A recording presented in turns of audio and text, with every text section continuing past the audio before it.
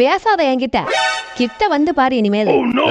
Mummy நமக்குள்ள இருக்கிற பந்து அவ்வளவுதானா? என்ன டாடி இன்னைக்கு கோவம் குறைக்கால இருக்கும் போது உன்னை எப்படி வழி கொண்டு வரேன் பாரு.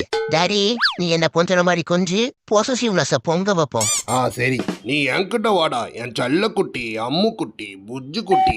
ஓகே ஓகே இரு என்ன ஸ்டேட்டஸ்னு செக் பண்ணிட்டு வரேன். கொஞ்சம் கூட கண்டுக்கல. இனி சென்டிமெண்டல் அட்டாக் தான்.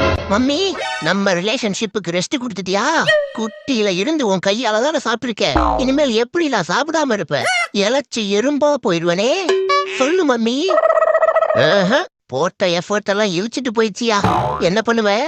சரி சரி என் செல்ல குட்டி. சும்மாரியா நான் சீரியஸாவே சோகமாயிட்டேன். என் புஜ்ஜு குட்டி. அட சும்மாரியாங்கிறல்ல அங்க பாரு.